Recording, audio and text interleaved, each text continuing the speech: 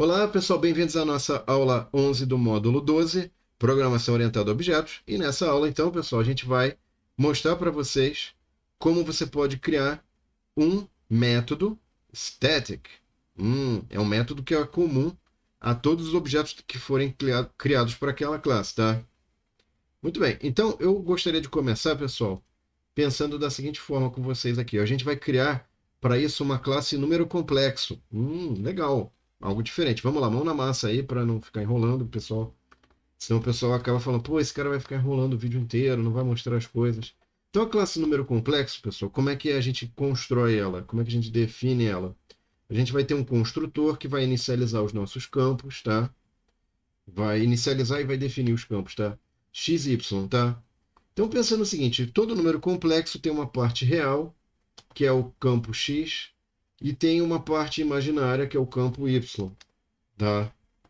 Isso é a definição de um número complexo. Legal. Aí agora o que acontece? Eu tenho aqui o print, que ele vai ser, que ele vai basicamente fazer a saída, né, desses dados de forma inteligível, de forma que a pessoa entenda que tem uma parte real e que tem uma parte imaginária, que é um número que não é, enfim, que não é só simplesmente duas componentes. Você tem duas componentes, a real e a imaginária, tá? E eventualmente, é claro, você pode ter operações de soma, multiplicação, divisão, de números complexos. Aqui vocês veem que na hora de imprimir ele vai multiplicar por i, que é um número imaginário, tá? A parte relativa à segunda parte aí, que é a parte imaginária, que é o campo y. Legal. Então, o que mais além do print, né, pessoal? A gente vai ter também uma soma, tá?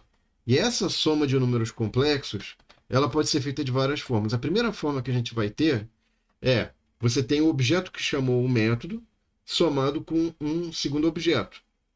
E você vai guardar o resultado no próprio objeto que chamou. Então, nesse caso, eu vou usar self_x igual a self_x mais c.x, tá?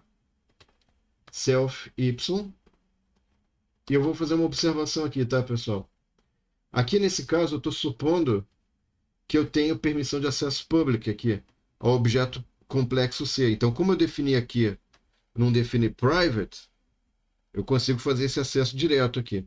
E, eventualmente, se eu tivesse botado private aqui, x e y, eu teria que ter um método para get, né? Obtain, get x e get y. Eu não poderia fazer esse acesso de forma direta como está aqui. Tá? É uma opção, ok? Não vou fazer essa opção porque aqui eu quero ser o mais didático, o primeiro contato de vocês com isso. Vamos lá, ó. Aqui eu vou botar self.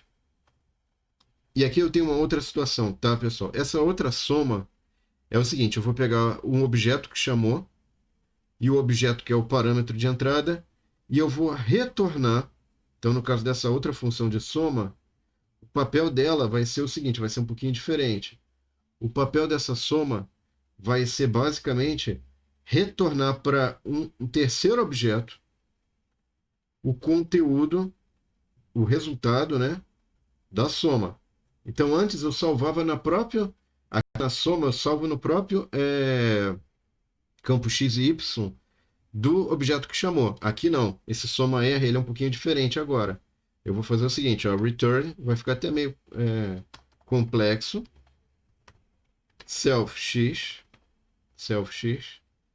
mais cx, vírgula, self_y mais cy. Então aqui eu fiz uma coisa bem compacta, tá, pessoal? Ele criou um número complexo. Ele cria um número complexo através da chamada ao construtor aqui. E ele já põe esses valores. Ó, isso aqui é a soma de o objeto que chamou, campo x do objeto que chamou, mais o campo x do objeto que é parâmetro. E a mesma coisa para o y aqui. Tá? Legal. E aí acontece o seguinte, tem uma terceira forma de fazer essa soma, que eu vou mostrar agora para vocês, que é uma soma estática. Tcharam! E essa soma estática eu tenho que botar esse modificador aqui, ó, static method. Então toda vez que o método tiver escopo, ele for acessível para todos os objetos daquela classe, ou seja, um método estático, ele vai ter que fazer isso aqui, ó, por exemplo, tá? Então eu tenho aqui, pessoal, def soma especial, soma, enfim, estática. E aí essa soma estática, o que ela tem de diferente? Ela vai ser comum para todo mundo, para todos os objetos. Não vai ter uma cópia dessa função para todos os objetos, tá? É como se, na verdade, eu tivesse aí, vamos dizer assim, eu tivesse um único método, tá? Que todos os objetos vão poder acessar e usar. Pronto. E é isso, pessoal. Então aqui, ó, eu já tenho aqui tudo bonitinho, tá? Vamos testar essas funções. Então eu tenho um C, que é um complexo, tá? Vamos colocar aqui 4, 5. E eu vou mandar imprimir esse cara. Então, olha só que legal que vai acontecer agora, hein, pessoal? Vamos dar uma olhadinha, hein? Eu vou mandar imprimir. E aí, veja o seguinte, ó. Tem aqui o número complexo que eu criei. Bacana, vamos dar um print. Primeira coisa, né? Vamos criar. Ah, ok. Ele está reclamando que eu estou em sessões demais aqui. Normal. Pronto. Deixa eu sair de duas aqui. Acho que já é suficiente. Então aqui, ó. Vou mandar rodar. E nesse caso, então, pessoal, eu criei um primeiro número complexo. Ó, tá vendo? Ele imprime bonitinho, com aquela formatação legal. Para a gente saber a parte real, imaginária. Bacana. Tá? Aí agora eu vou criar um outro número complexo. E esse outro número complexo, ele tem valores ali também, tá? Bacana. A gente também vai imprimir ele, ok. Só que a gente não vai ficar só nisso, né, pessoal? Eu acho que é importante a gente saber o que vai acontecer com as nossas somas, que é o que a gente quer ver. A gente quer ver a coisa funcionando. Então, vamos fazer o seguinte, ó. Eu vou colocar aqui D, print, não, D print nada. Soma C, tá? E, obviamente, depois eu imprimo D. Repara que essa primeira função soma, ela tem uma cópia em cada objeto. E mais importante do que isso, ela salva o resultado no objeto que chamou. Ela salva a soma no objeto que chamou. Isso é um comportamento que eu projetei, que eu quero, tá? Ah, eu vou chamar essa soma quando eu quiser esse tipo de comportamento. Agora, eu poderia ter um outro comportamento, que é uma variável E, que é, por exemplo, D, soma, R, C, tá? Então, nesse caso, pessoal, o que vai acontecer? O que vai estar acontecendo é que eu vou salvar o resultado numa terceiro objeto aqui, que é o objeto E. E aqui o interessante é eu mostrar, eu dar um print, né, desse resultado, tá? Então, vamos lá. O primeiro resultado é o C. Então, vou botar aqui, ó.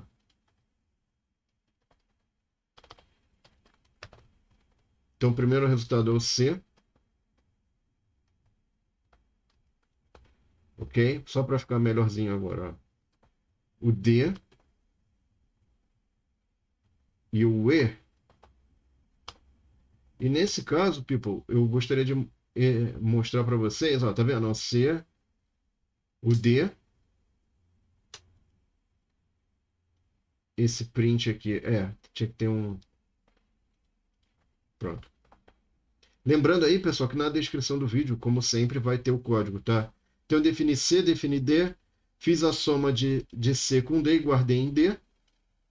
E aqui eu criei uma variável E, um objeto E, e esse objeto E foi inicializado como? Como o conteúdo de D somado com o conteúdo de C e armazenado em E. Ufa! Que no caso aqui o D já estava 9 mais 11. 9 mais 4 dá 13, mais 5 mais 11 deu 16. Tá certo, o E tem isso aqui. Tá? Então a gente já viu o que acontece com soma R, soma, e está faltando a nossa soma static. Então aqui eu vou botar um F, tá? Esse F, pessoal, o que eu vou fazer? Eu vou fazer... Lembra sempre que quando eu tenho algo que é estático, eu tenho que colocar o nome da classe. Então, o nome da classe ponto soma E. Por quê? Porque isso daí serve para todos os objetos. Claro que eu poderia também fazer a chamada através de um objeto, como a gente já tinha visto na aula passada. Eu poderia botar D soma E. Mas eu acho que é mais interessante, fica mais claro que esse é um método static, quando eu ponho o nome da classe ponto soma E, tá? E aqui eu vou botar A e B. Pronto, tá? Poderia botar o E também, enfim, não é um problema nenhum. Poderia botar o D. Aliás, não tem A, né, pessoal? Não vai dar certo assim. Então eu vou fazer o seguinte, eu vou botar o E e o D. Pronto. Vamos lá, ó. Ah, faltou mostrar, né, pessoal? Senão eu não consigo ver o resultado. Não fica legal se não poder visualizar o resultado. Então aqui eu vou botar F, F, e agora vamos mandar rodar toda essa coisa toda. Ó, então veja o seguinte, ele pegou o D, mais 13, 22, 11 mais 16, 27. Esse foi o resultado de F. E aí vocês podem ver que, de certa forma, esses dois métodos são próximos, só que esse método aqui, na verdade, é um método que está comum para todos os objetos da classe. Esse aqui é um método que tem uma cópia. Em todos os objetos da classe tem uma cópia. Isso dá o que a gente chama de, enfim, dá um trabalho adicional para você gerenciar. Enfim, há situações em que é melhor você ter um único método comum a todos os objetos da classe. Você não precisa ficar criando cópias dos métodos em cada objeto da classe, tá? Bom, pessoal, são opções aí que você tem. Não esqueça de curtir e compartilhar esse conteúdo para que mais pessoas tenham acesso. Espero que vocês tenham gostado.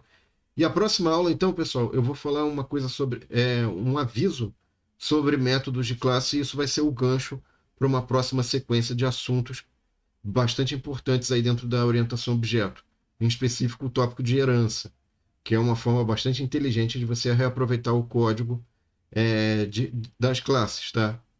E isso vai ser um tópico que eu vou abordar em mais detalhes na aula que vem. Aí vai começar na aula que vem uma sequência aí de, digamos assim, de, de, de elementos que vão ser importantes para a questão da herança, tá? Obrigado, pessoal. Não esqueça de curtir e compartilhar. Um abraço e eu vejo vocês na próxima aula. Tchau.